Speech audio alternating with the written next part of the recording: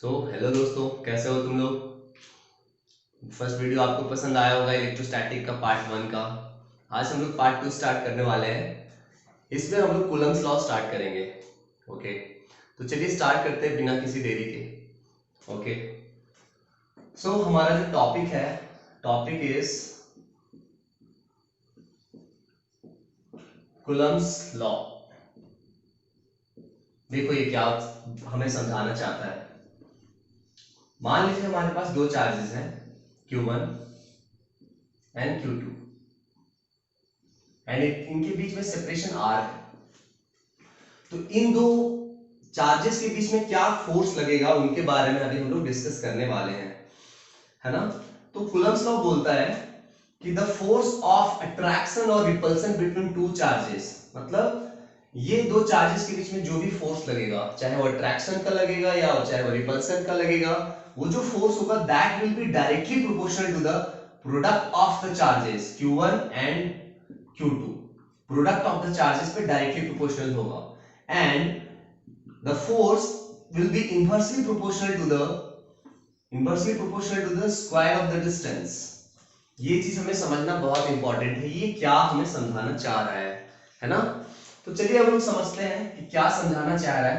मान लीजिए Q1 जो है वो 2 माइक्रोकूलम है एंड Q2 जो है हमारा 5 माइक्रोकूलम है।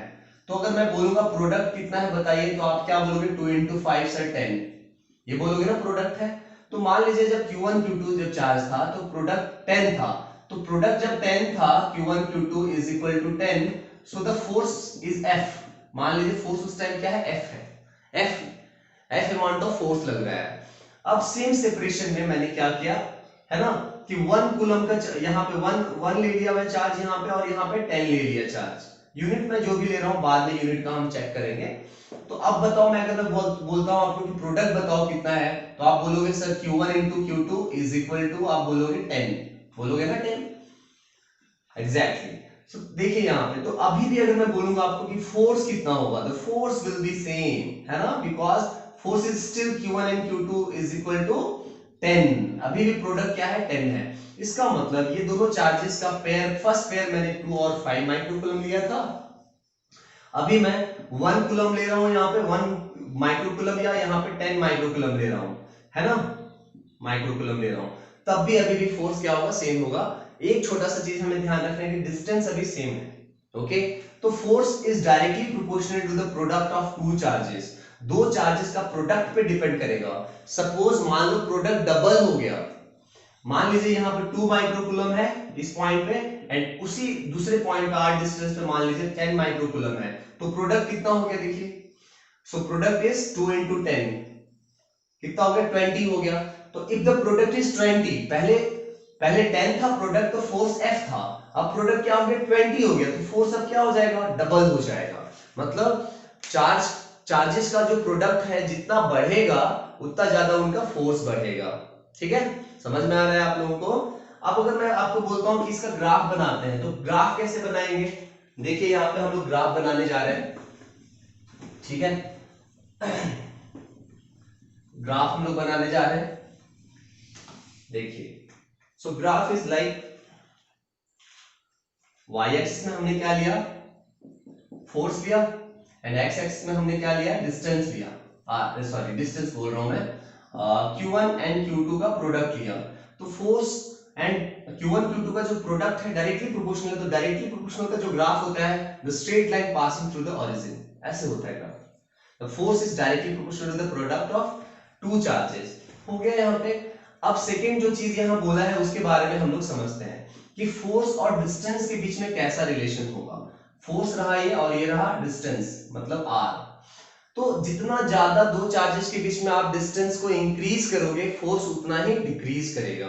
अगर आप डिस्टेंस को डबल कर दोगे तो फोर्स जो है 4 टाइम्स डिक्रीज हो जाएगा, बिकॉज डिस्टेंस का स्क्वायर और इनवर्सली प्रोपोर्शनल है। यहाँ पे दोनों चीज आपको समझना है। और डिस्टेंस को अगर मैं हाफ कर दूंगा तो फोर्स क्या होगा, 4 टाइम्स बढ़ जाएगा।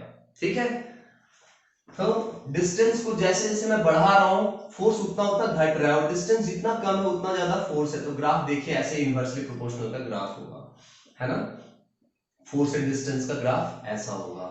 ठीक है, चलिए ये दोनों चीज हम लोग को समझ में आ गया। अब नेक्स्ट जो हमें चीज समझना है कि कूलम्स लॉ तो हमें ये बता दिया, अब हम कौन सा फॉर्मूला यूज करेंगे उसको यूज करने के लिए। तो फिर से हम मान लेते हैं यहाँ जो चार्ज है Q1 है, यहाँ जो चार्ज है Q2 है।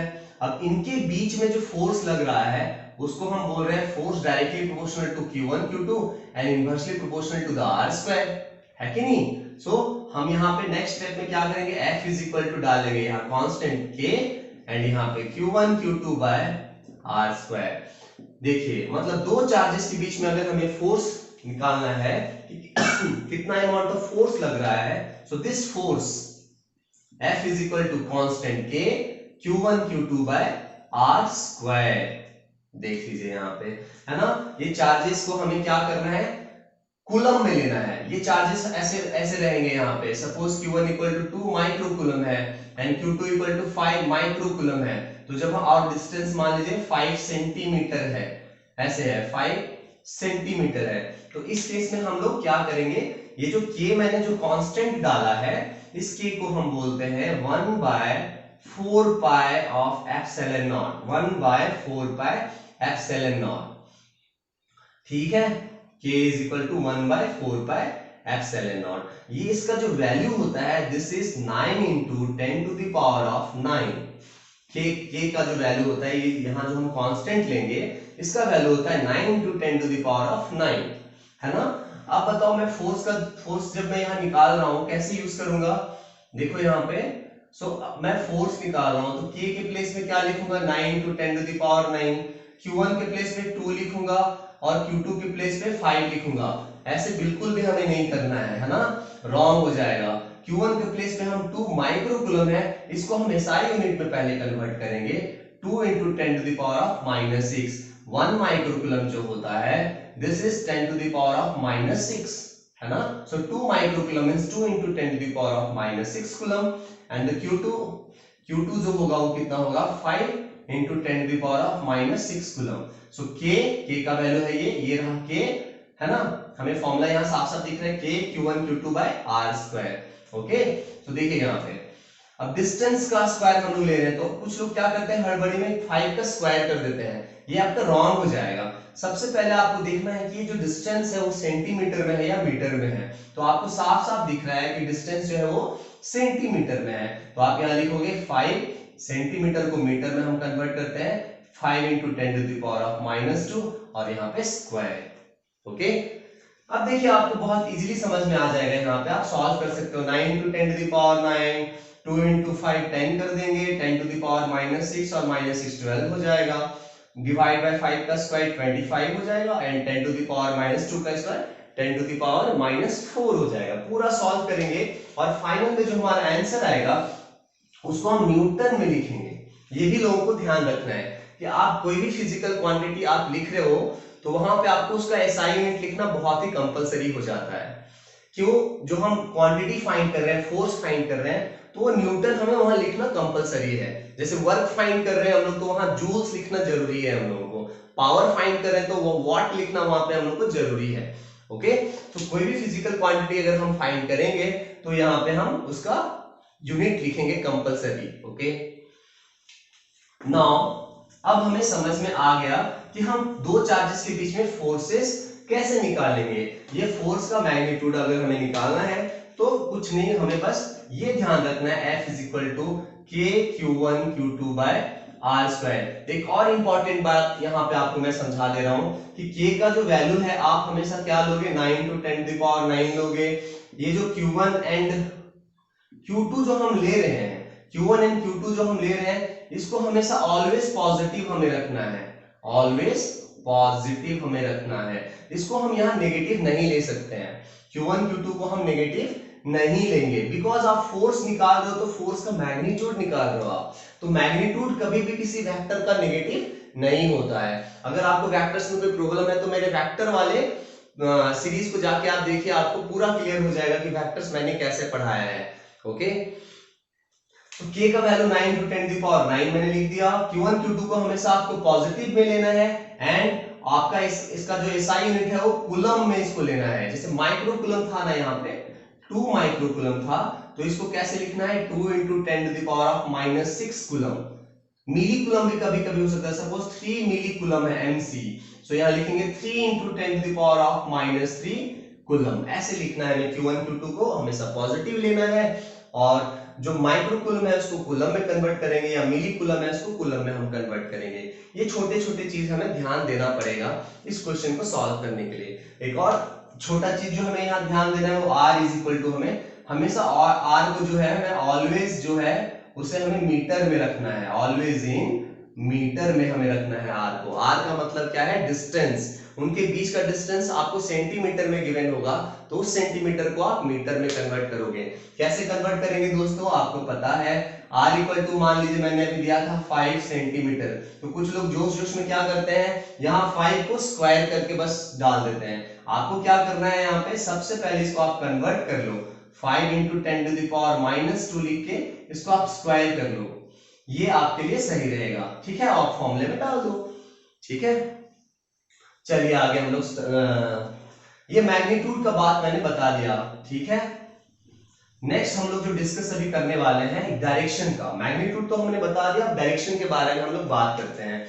तो मान लेते हैं कि ये शुरू में दोनों चार्जेस जो मैंने लिया था वो दोनों चार्जेस जो है पॉजिटिव पॉजिटिव चार्जेस हैं, या दोनों चार्जेस जो है नेगेटिव नेगेटिव चार्जेस हैं, मतलब लाइक चार्जेस हैं, है ना। तो ऐसे थे शुरू में चार्जेस, Q1 ऐसा Q2 ऐसा, दोनों पॉजिटिव। इन दोनों चार्जेस को हम ज्वाइन कर दे रहे हैं एक स्ट्रेट लाइन से, दोनों चार्जेस को मैंने ज्वाइन कर दिया एक स्ट्रेट लाइन से। अब जैसे मैंने ज्वाइन किया स्ट्रेट लाइन से, अब मैं डायरेक्शन बता सकता हूं कि कैसे होगा।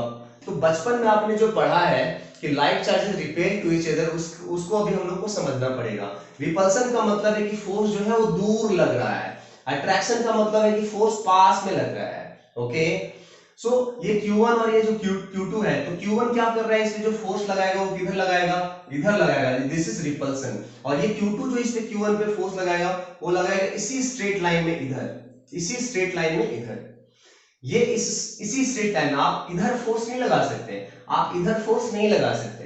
क्यों नहीं लगा सकते, बिकॉज इन दोनों चार्जेस को जिस स्ट्रेट लाइन से आप ज्वाइन करोगे उसी के अलॉन्ग आपको लगाना है। तो रिपल्सन है तो आप दोनों को दूर ऐसे लगाओगे, अट्रैक्शन होता तो हम ऐसे लगाते, इसमें ऐसे लगाते, ठीक है।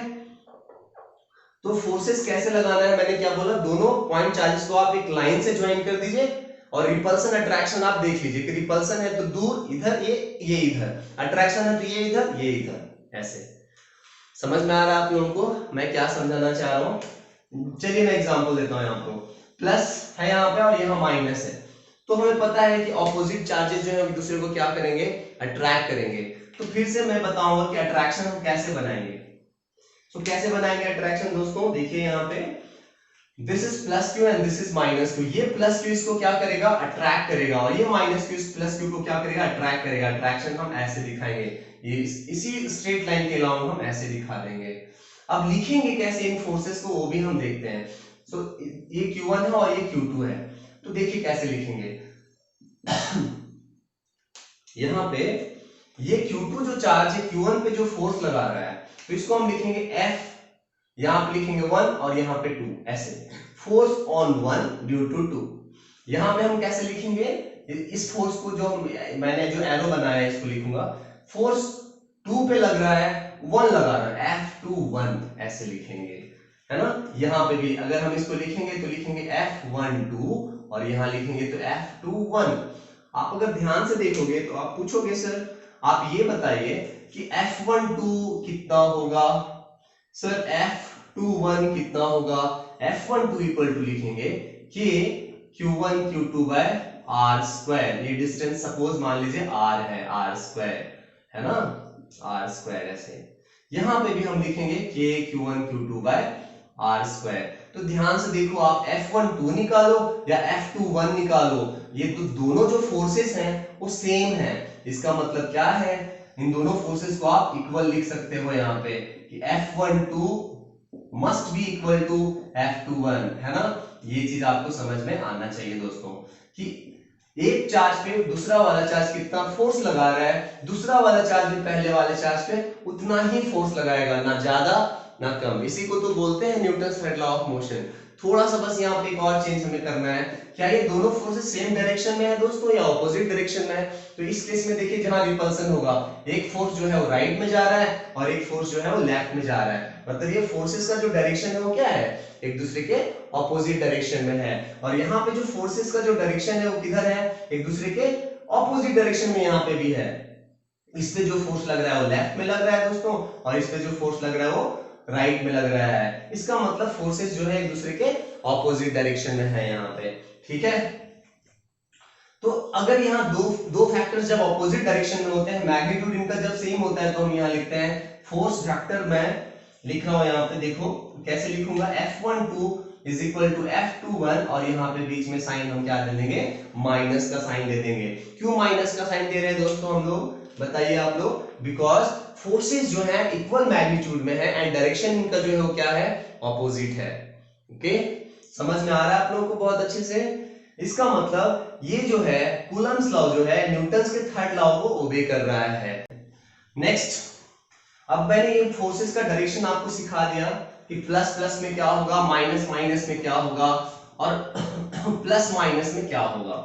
एक बार माइनस माइनस का भी हम लोग थोड़ा सा कर लेते हैं। सपोज ये माइनस है और ये माइनस है। अब चलिए मैं आपको दे रहा हूं कि ये माइनस माइनस जो है इनको हम क्या करने वाले हैं, बताइए ये फोर्सेस किधर लगाएंगे। तो आप क्या बोलोगे, सबसे पहले सर इन दोनों को ज्वाइन कर दीजिए एक स्ट्रेट लाइन से, कर दिया, दो चार्जेस को ज्वाइन कर दिया हम स्ट्रेट लाइन से। उसके बाद क्या करेंगे, suppose this is Q1 and this is Q2, तो मैं बोलूंगा इसका नाम बताओ कि ये इसको क्या करेगा, अट्रैक्ट करेगा कि रिपेल करेगा। आप क्या बोलोगे, सर ये तो रिपल्सन करेगा, बिकॉज लाइक चार्जेस हैं, एक दूसरे को क्या करते हैं, रिपेल करते हैं। अब मैं बोलूंगा नाम दो, रिपल्सन देखो ना मैंने किधर दिखाया है, उसी स्ट्रेट लाइन में मैंने दिखाया है, इधर और इधर। अब इसको मैं अगर बोलूंगा तो क्या बोलूंगा, F12, इसको मैं क्या बोलूंगा, F21, suppose this distance is r। फिर मैं बोलूंगा F12 is equal to F21, magnitude में सेम है और डायरेक्शन में ऑपोजिट है, इसलिए मैं यहाँ क्या दे दूंगा, माइनस साइन दे दूंगा, ठीक है। तो चलिए माइनस माइनस का भी हमें समझ में आ गया दोस्तों। नेक्स्ट अभी हम लोग करने जा रहे हैं कि ये जो k मैं लिया हूं यहाँ पे, k जो मैंने लिया है, इस k के बारे में थोड़ा सा ध्यान देते हैं कि k क्या है। यहाँ पे k मैंने लिया है 1/4 पाई एप्सिलॉन नॉट मैंने लिया है यहाँ पे। सो इसका वैल्यू तो मैं बताया था कि कितना होता है, 9 × 10⁹ होता है। तो सबसे पहले हम समझते हैं कि एप्सिलॉन नॉट क्या है दोस्तों। देखिए दो चार्जेस यहाँ पे रखे हुए हैं, ये जो मीडियम है, इस रूम का जो मीडियम है, आपको क्या दिख रहा है यहाँ पे, दिख तो नहीं रहा है, बट ये क्या है, एयर मीडियम है। तो एयर मीडियम हो या वैक्यूम मीडियम हो, वहां पे हम जब फॉर्मूला डालेंगे 1/4 पाई एप्सिलॉन नॉट डालेंगे। ये जो एप्सिलॉन नॉट है इसको हम बोलते हैं परमिटिविटी। अब बोलते हैं दोस्तों, क्या बोलते हैं, मैं यहाँ लिख देता हूं आपको, एप्सिलॉन नॉट को हम बोलते हैं permittivity, permittivity of free space, permittivity of free space. Air या वैक्यूम को ही हम यहाँ पे फ्री स्पेस बोल रहे हैं दोस्तों। ओके, सो एप्सिलॉन नॉट जिनको हम बोल रहे हैं वो है परमिटिविटी ऑफ फ्री स्पेस। अब इसका क्या मतलब है वो हम लोग समझते हैं। मान लीजिए दो चार्जेस हैं यहाँ पे, ये दो मार्कर को आप देख लीजिए कि ये दो चार्जेस हैं, है ना, ये दो पॉइंट चार्जेस हैं, सपोज मान लीजिए रेड एंड ब्लू मार्कर। अब इनके बीच में जो मीडियम है वो मान लो एयर है। अब ये मीडियम बीच में एयर से रिप्लेस हो गया, मैं यहाँ ग्लास मीडियम डाल दे रहा हूँ या मान लो प्लास्टिक मीडियम डाल दे रहा हूँ। तो इनके बीच में जो पहले जो फोर्स लग रहा था दोस्तों, अब वही फोर्स नहीं लगेगा। अब ये जो फोर्स है वो चेंज हो जाएगा दोस्तों, है ना। तो कितना चेंज हो जाएगा ये फोर्स, वो अभी हम लोग सीखेंगे। तो जब फ्री स्पेस है तो मैं ये फॉर्मूला डालूंगा 1/4 पाई एप्सिलॉन नॉट, ये वाला फॉर्मूला डालूंगा। लेकिन अगर कोई मीडियम आ गया तो हम फोर्स का फॉर्मूला क्या डालेंगे, 1/4 पाई एप्सिलॉन डालेंगे दोस्तों। यहाँ पे एप्सिलॉन नॉट किसके लिए परमिटिविटी था, फ्री स्पेस के लिए था, एयर के लिए था। मैं कोई मीडियम यहाँ पे जैसे ही डाल दिया तो मीडियम आने की वजह से ये जो फोर्स है वो क्या हो जाएगा, चेंज हो जाएगा। अब ये फोर्स कितना चेंज हो जाएगा वो मैं आपको समझा रहा हूं यहाँ पे। सो दिस विल बी के, है ना, दिस इज के का वैल्यू यहाँ पे 1/4 पे एप्सिलॉन डाला है मैंने। एप्सिलॉन नॉट किसके लिए होता है, एयर के लिए होता है। मैं क्या बोल रहा हूँ, ये दो चार्जेस के बीच में मैंने मीडियम डाल दिया है, यहाँ पे मीडियम है, मतलब कोई ना कोई मीडियम डाल दिया है, एयर को हटा के हमने प्लास्टिक मीडियम या कोई ग्लास मीडियम या कुछ मैं डाल दिया हूं, तो मीडियम डालने की वजह से जो फोर्सेस लग रहे हैं वो फोर्सेस अलग हो जाएंगे। कितना क्या हो जाएगा वो, तो ये जो पोर्शन है वो चेंज नहीं होगा, Q1 Q2 by R square, बस 1/4 पाई भी चेंज नहीं होगा, ये सिर्फ चेंज हो जाएगा। तो आपको याद रखना है ये जो एप्सिलॉन है दोस्तों, इसको एप्सिलॉन बोलते हैं, दिस एप्सिलॉन जो है this is always greater than epsilon not, मतलब परमिटिविटी ऑफ, ये मीडियम है, मीडियम का परमिटिविटी जो है, परमिटिविटी ऑफ फ्री स्पेस से हमेशा क्या होता है, बड़ा होता है, कभी भी ये इक्वल नहीं हो सकता है, हमेशा बड़ा होगा, छोटा तो होगा ही नहीं। तो सोचो आप लोग दोस्तों कि आप जब शुरू में फॉर्मूला लिख रहे थे फोर्स का, तो कैसे लिख रहे थे, 1/4 पाई एप्सिलॉन नॉट, ऐसे लिख रहे थे 1/4 पाई एप्सिलॉन नॉट, है ना, Q1 Q2 by R square, ऐसे लिख रहे थे Q1 Q2 by R square, ये लिख रहे थे। तो देखो Q1 Q2 by R square तो मीडियम रहने के बाद भी वही रहेगा, यहाँ पे भी वही है।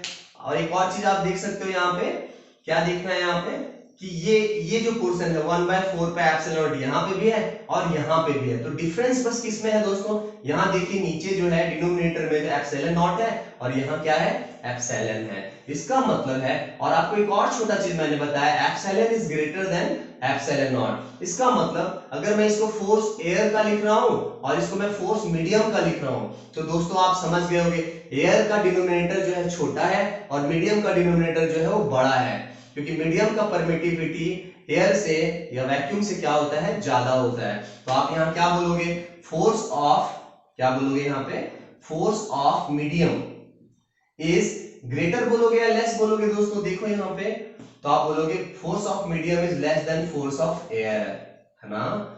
ये बहुत इंपॉर्टेंट चीज लोगों को समझ में नहीं आता है, आपको समझ में जरूर आ गया होगा कि किसी भी मीडियम में अगर दो चार्जेस के बीच में अगर हम फोर्स निकालते हैं, तो वो जो फोर्स होगा, तो मीडियम का फोर्स हमेशा एयर से जो होगा वो छोटा होगा, एयर में हमेशा फोर्स जो होगा, इलेक्ट्रोस्टैटिक फोर्स के बारे में हम बात कर रहे हैं दोस्तों, कि एक चार्ज दूसरे चार्ज पे फोर्स एयर मीडियम में ज्यादा लगाता है एज कंपेयर टू द कोई और मीडियम होगा, जैसे प्लास्टिक होगा, ग्लास होगा, कोई और वहां पे मीडियम होगा, तो वहां पे फोर्स ज्यादा लगेगा as compared to the air में ज्यादा लगेगा, मीडियम में कम लगेगा। ओके, चलिए अब इस एप्सिलॉन नॉट के बारे में हम थोड़ा समझते हैं और उसका एप्सिलॉन के साथ क्या रिलेशन होता है वो भी हम लोग अभी समझते हैं, ठीक है।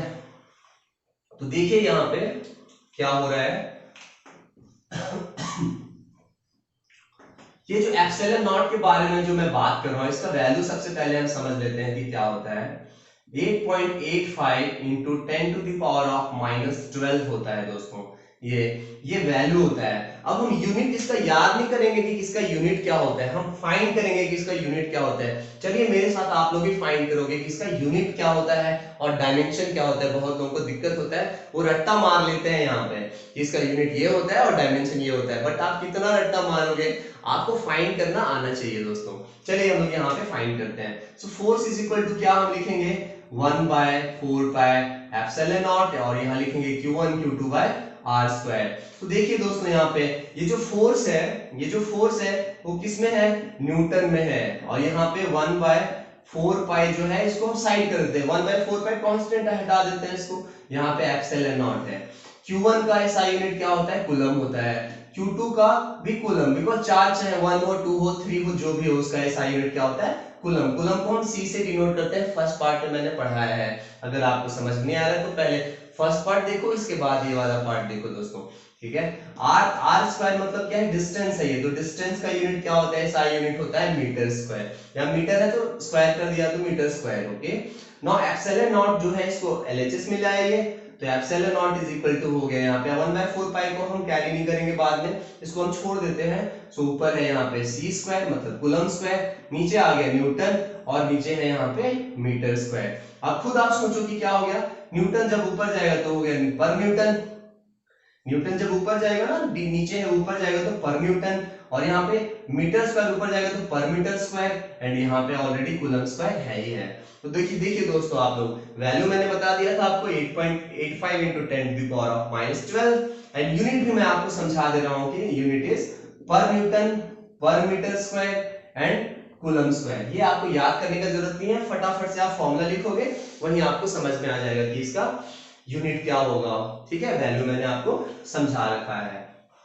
चलो दोस्तों, अब हम लोग थोड़ा सा इसके डायमेंशन के बारे में भी हम लोग समझते हैं, इसका डायमेंशन होगा क्या।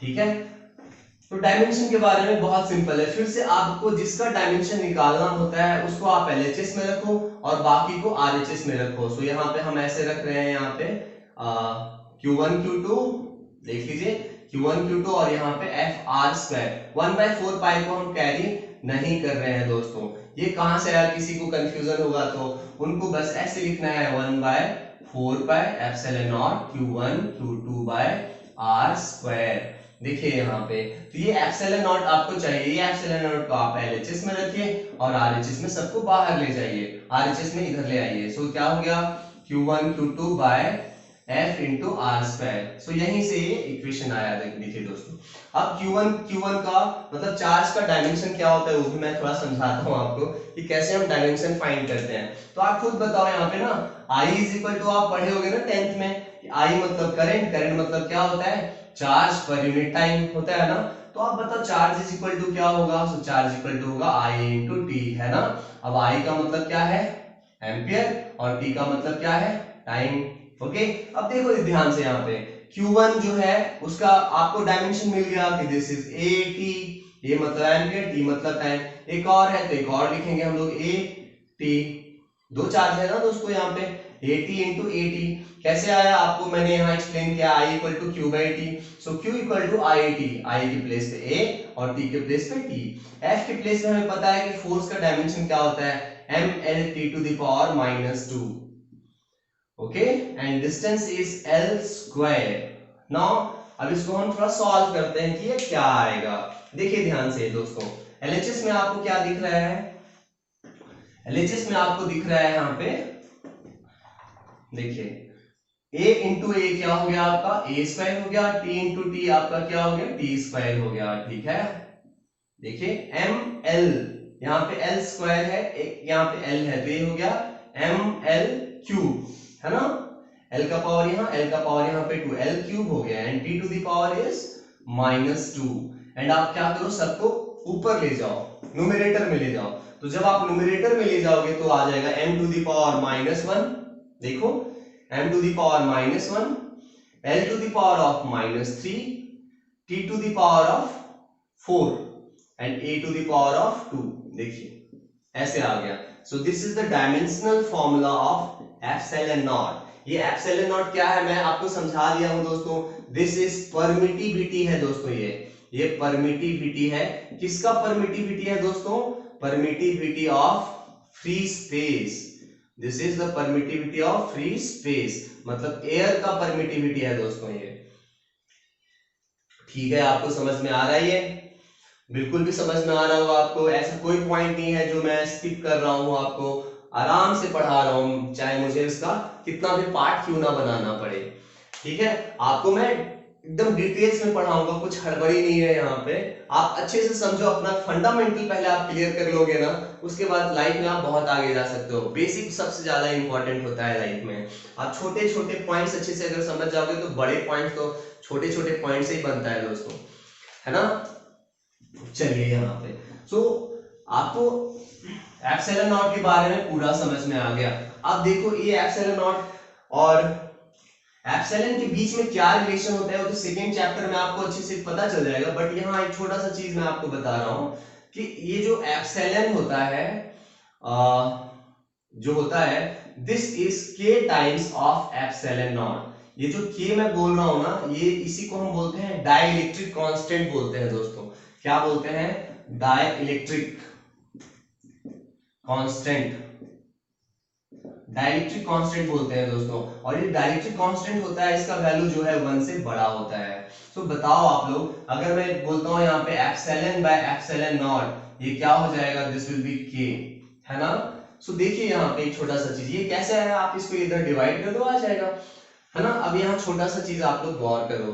सो आप जब भी फोर्स ऑफ एयर आप निकाल रहे हो तो आप कैसे लिख रहे हो, क्या लिख रहे हो, 1/4 pi epsilon naught Q1 Q2 by R square. और यहाँ पे जब फोर्स ऑफ, जब आप मीडियम लिख रहे हो तो आप यहाँ क्या लिख रहे हो 1/4 पाई एप्सिलॉन नॉट नहीं लिख रहे हो, यहाँ पे सिर्फ एप्सिलॉन लिख रहे हो and this is Q1 Q2 by R square. अब देखो दोनों का अगर आप रेशियो लेते हो, रेशियो मतलब कैसे लेते हैं, LHS LHS को डिवाइड कर दो, RHS RHS को डिवाइड कर दो, so this divide by this. तो देखो 1/4 पाई कैंसिल हो गया, Q1 Q2 by R square ये कैंसिल हो गया, तो देखो बचा क्या दोस्तों यहाँ पे F of air divided by F of medium is equal to बचा दोस्तों यहाँ पे एप्सिलॉन बाय, एप्सिलॉन ऊपर चला जाएगा बाय एप्सिलॉन नॉट। ये चीज जो है आपको जस्ट थोड़ी देर पहले मैंने समझाया है कि एप्सिलॉन बाय एप्सिलॉन नॉट क्या होता है दोस्तों, this is K, so this is